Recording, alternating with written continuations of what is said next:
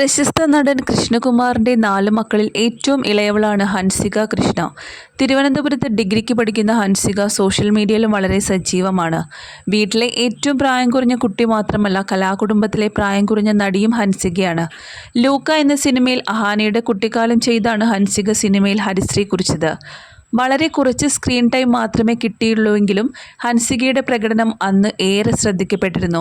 പഠനത്തിലും നൃത്തത്തിലും മാത്രമല്ല, gymnastic, modelling തുടങ്ങിയവയിലെല്ലാം Hansika സജീവമാണ്.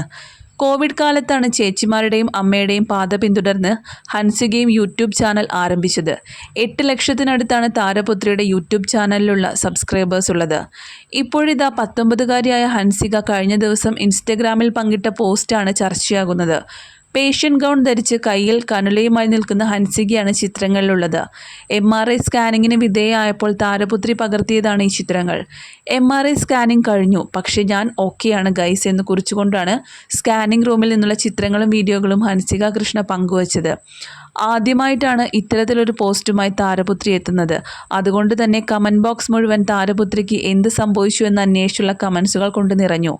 എന്താണ് പറ്റിയത് ഹൻസു, MRI സ്കാൻ ചെയ്യാൻ മാത്രം എന്ത് സംഭവിച്ചു എന്നിങ്ങനെ നിരവധി കമൻസുകളാണുള്ളത്.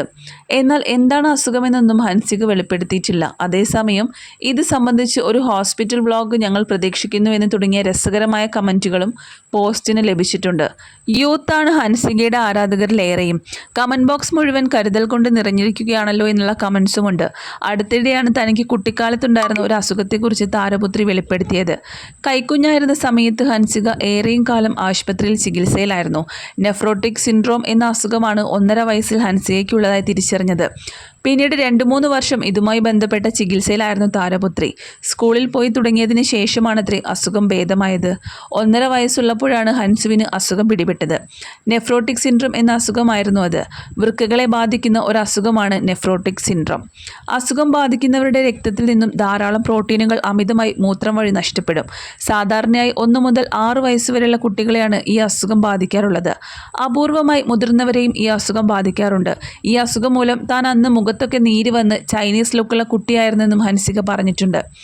അനന്തപുരി ഹോസ്പിറ്റലിലാണ് ഹൻസികയെ ചികിത്സിച്ചത്. അത്രയും കെയർ എടുത്ത് ചികിത്സിച്ചതാണ് ഹൻസു ഓക്കെ ആയത്. സ്കൂളിൽ പോയി തുടങ്ങിയപ്പോഴാണ് ഓക്കെ ആയിരിക്കുന്നത്. വളരെ കഷ്ടപ്പെട്ട ഒരു ലോങ് ജേണി ആയിരുന്നു അത്. 3-3.5 വർഷം ട്രീറ്റ്മെൻറ്റ് ചെയ്തു. മെഡിസിൻസ് തുടർന്ന് 4 വർഷത്തോളം എടുത്തു.